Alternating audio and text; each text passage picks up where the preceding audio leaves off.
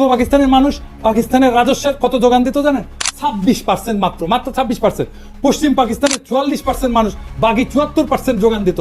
এর বিপরীতে পূর্ব পাকিস্তান চতুর্থ পঞ্চবার্ষিক পরিকল্পনায় মোট সরকারি উন্নয়ন বরাদ্দের 60% বরাদ্দ পাইছিল, পশ্চিম পাকিস্তান পাইছিল 40%। ওদেরই তো বিদ্রোহ করার কথা। তৃতীয় পরিকল্পনায় পূর্ব পাকিস্তান পাইছিল 53%, পশ্চিম পাকিস্তানের বরাদ্দ ছিল 47%। দ্বিতীয় প্ল্যানে 63-64 সালে দুই প্রদেশের অনুপাত ছিল 50-50। একবার ব্যাপারটা ঠান্ডা মাথায় চিন্তা করে দেখেন তো, একটা প্রদেশ দেশের মোট রাজস্বের 26% যোগান দিয়ে বিপরীতে 53-60% উন্নয়ন বরাদ্দ পাচ্ছে, তাও আবার নিজেদের শোষিত বলে জোর গলায় দাবি তোলে। আরে ভাই, বাটপাড়ির তো একটা সীমা আছে, তাই না? আরে বাটপাড়ি কেউ ধরতে পারলো না। উল্টা আমরাই তো এক হিসেবে পাঞ্জাব সিন্ধু প্রদেশকে শোষণ করছি।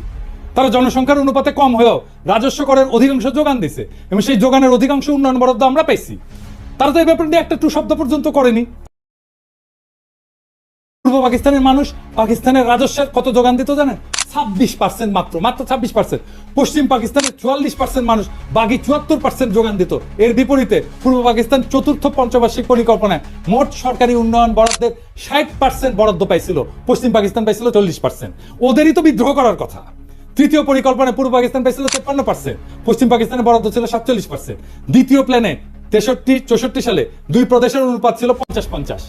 একবার ব্যাপারটা ঠান্ডা মাথায় চিন্তা করে দেখেন তো, একটা প্রদেশ দেশের মোট রাজস্বের 26% যোগান দিয়ে বিপরীতে 53-60% উন্নয়ন বরাদ্দ পাচ্ছে, তাও আবার নিজেদের শোষিত বলে জোর গলায় দাবি তোলে।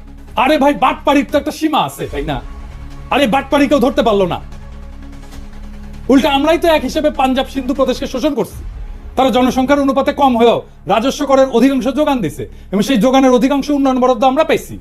তারা তো এই ব্যাপার নিয়ে একটা টু শব্দ পর্যন্ত করেনি।